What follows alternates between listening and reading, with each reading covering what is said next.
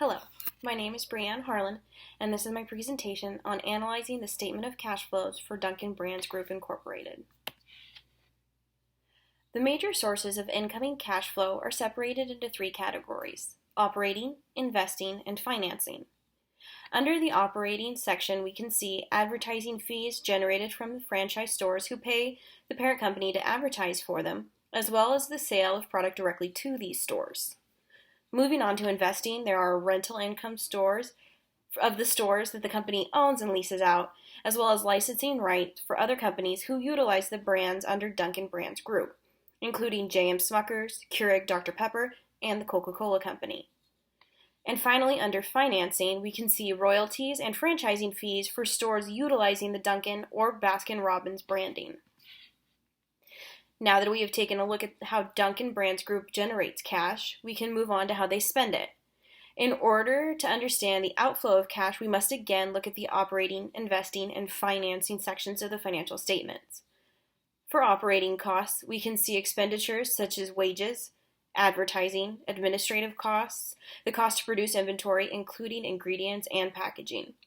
As for investing, there's the purchase of equipment, property, and software, including 211 new stores that were built in 2019. Financing includes the payment of dividends, repayment of long-term debts, repurchasing of common stock, as well as retiring some of that stock.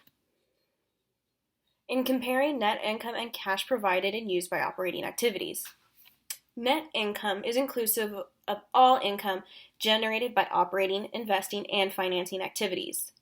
Net income also includes accruals for income that is generated within the time period, but where the actual funds will not be received until a later date. Cash provided or used by operating activities only includes cash that is gained or spent in the operation of day-to-day business, including the sale of product, purchase of equipment, or wages, just for an example. The major difference is what is not included in the cash provided by operating activities, which gives a better picture of cash that is actually on hand. While accrued receivables and payables are important to note, their presence skews the accuracy of the balance of cash on hand at the end of the period. Financial strengths for this company are evidenced in the net income, which has improved since 2018 by about $12 million. This increase is due in part to net cash provided by operating activities, which saw a larger increase of $28.8 million. The company also spent less in both areas of financing and investing activities than the previous year, helping to make 2019 overall more profitable. From the statement of cash flows above, we can see that 2018 was a less profitable year than 2017, as the cash fell from $1.1 billion to about $598 million within that fiscal year. While 2019 was more successful, with a total cash increase of $109.6 million, it still falls short of the 2017 year.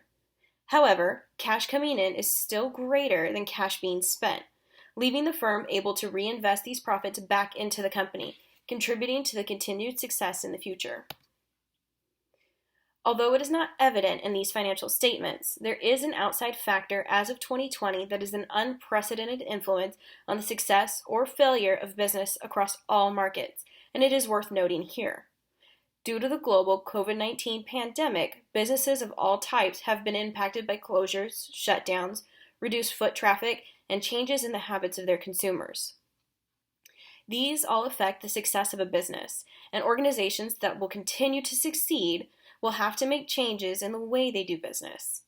Although Dunkin' Brands has a strong showing in these statements, this does not guarantee their continued success in this new economy.